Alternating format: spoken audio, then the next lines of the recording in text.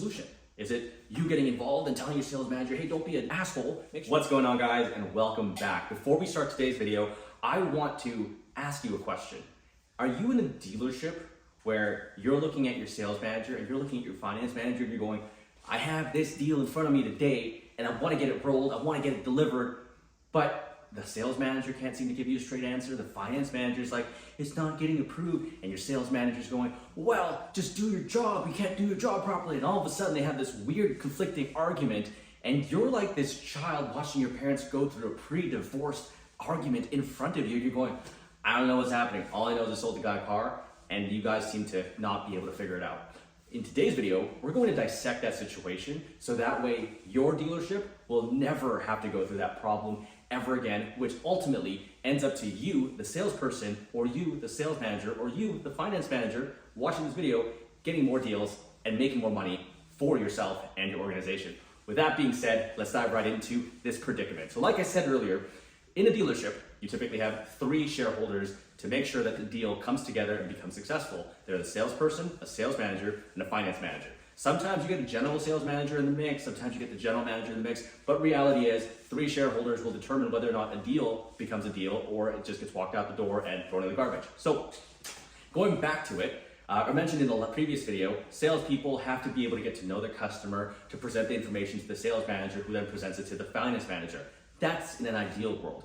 Let's say, for example, you're the perfect salesperson. You get to know your customer, you go on a test drive, you'll get all the information from them, their past vehicle, their past finance situation, everything to make this deal as easy as can be to desk for your sales manager. Now, when it gets to your sales manager's hands, what do? Let's say, for example, you have someone on a temporary work permit visa visiting the United States of America or here in Canada. Their visa expires in 2 years. Most banks within North America, Canada and the US, they don't allow for a 7-year finance term on a 2-year work permit.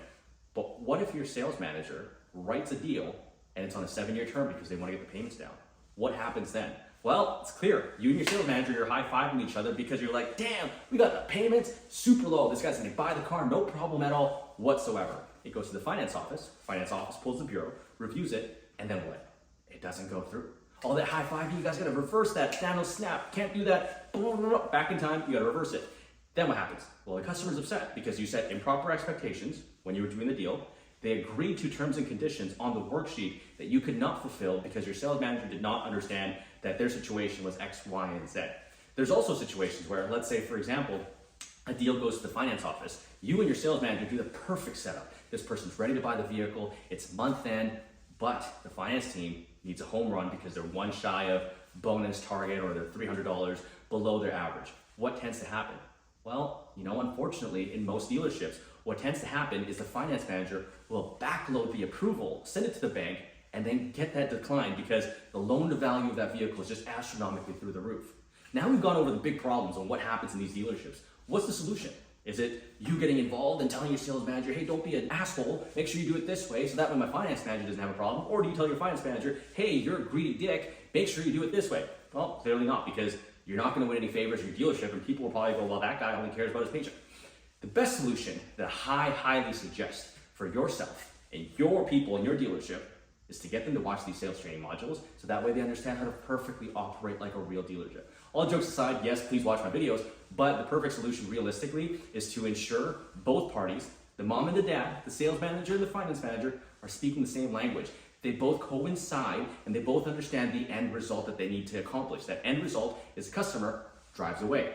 Sometimes you're going to get a home run in the business office. Sometimes you're not. Sometimes you're going to need to take it on the chin as a sales manager, stand out from the tower, go to the customer, and negotiate yourself because your salespeople are not strong enough to negotiate. That way, when you set up expectations for the business office or the finance office, everyone is okay and aware of what's going on. That's really the end solution there. Both parties need to be able to sing from the same song sheet and they both need to be speaking the same language, or else what happens? Well, what happens is things get mixed up in the mix. Yes, you might be successful every now and then. Yes, you might get a deal approved every now and then. You create a terrible customer experience and you're setting them up for failure by clearly not setting the proper expectations to begin with. With that being said, if you got value from this video today, make sure you subscribe because it helps us grow the channel, and I will see you guys in the next one. Take care.